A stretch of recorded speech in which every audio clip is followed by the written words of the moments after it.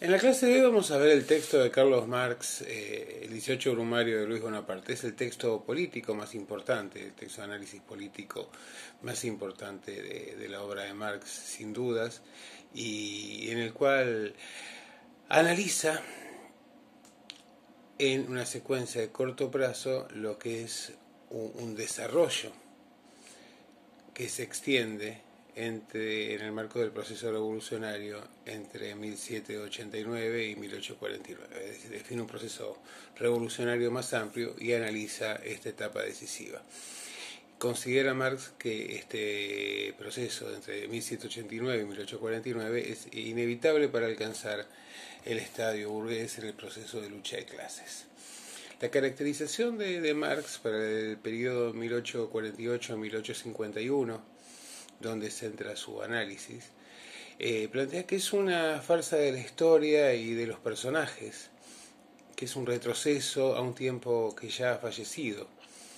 El pueblo francés exigió una caricatura de Napoleón, y la derrota de la Segunda República va a terminar con la dominación del clero y las armas el 2 de diciembre.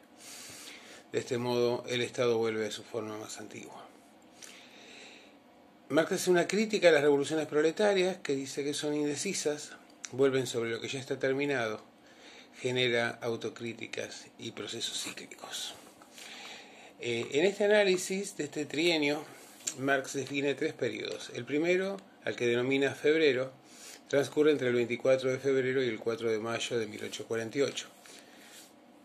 Desde la caída de Luis Felipe de Orleans a la conformación de la Asamblea Nacional Constituyente. Para Marx, esta etapa es un espejismo de confraternización, un gobierno provisional que aspiraba a representar a todos los grupos políticos.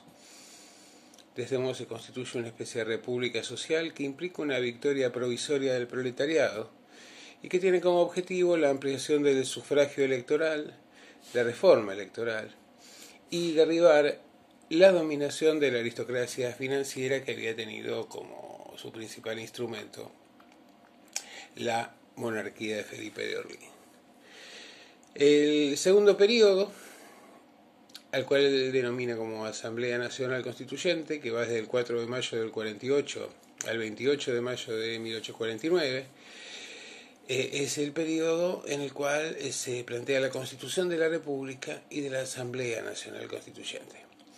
A la monarquía burguesa de Luis Felipe solo podría haber sucedido la República burguesa, señala Marx, y ahora domina la burguesía en su conjunto. La respuesta del proletariado a esta dominación burguesa es una insurrección en el mes de junio que termina en una derrota.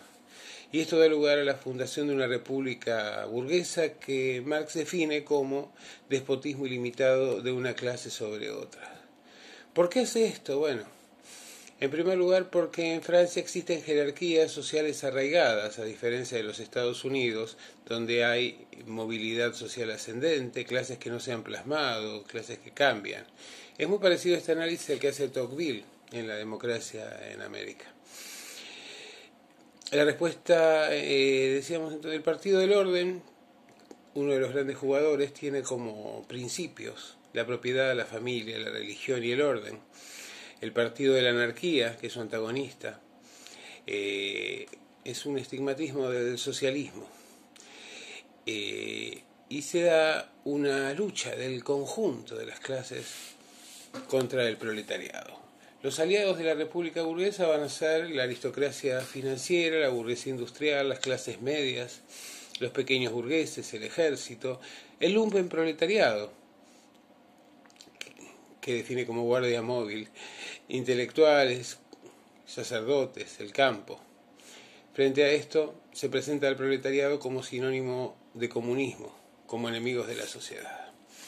La coalición de todos los partidos da una confrontación entre una articulación mayoritaria del lado del Partido del Orden y del otro lado lo que se define como el Partido de la Anarquía, que es el Partido del Proletariado.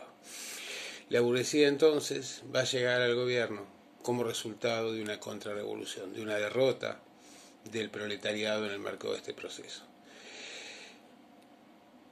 Hay una segunda subetapa hasta el 10 de diciembre del 48. Él habla de una dictadura de los republicanos burgueses que dan origen a una nueva constitución. Marat va a ser elegido presidente de la Asamblea Nacional Constituyente. La etapa de los republicanos burgueses solo durará desde el 24 de junio hasta el 10 de diciembre de 1848. Se lleva a cabo una redacción de una constitución republicana y se sanciona el estado de sitio en París. Se va a sancionar a consecuencia de cómo venían generándose los acontecimientos. El sufragio universal, que implica la fijación de domicilio. Las libertades civiles van a estar limitadas por la seguridad pública. Marx habla de esto como una negación de la libertad. Son libertades en la medida en que no afecten los derechos de otros y la seguridad pública, pero además todas están constreñidas a leyes orgánicas futuras que regularán el disfrute de esas libertades. Se da un juego de poderes constitucionales donde la Asamblea puede destituir al presidente legalmente, pero no a la inversa. El poder efectivo cotidiano radica en el presidente, mientras que la Asamblea Nacional aparece como un poder moral. El problema es que este poder moral no es efectivo en la práctica, razón por la cual quien tiene la capacidad de gobernar no puede destituir a la Asamblea, pero la Asamblea tiene solo un poder moral que, si bien teóricamente le permitiría destituir al presidente, en la práctica limita considerablemente los medios para que pueda hacerlo. La Asamblea Nacional para Marx es una especie de relación metafísica de la nación y está atomizada en diversas fracciones. El poder ejecutivo, por el contrario, encarna a la nación. El presidente es presidente gracias al pueblo y esto le confiere una especie de derecho divino otorgado por el arca santa de la democracia o la soberanía popular.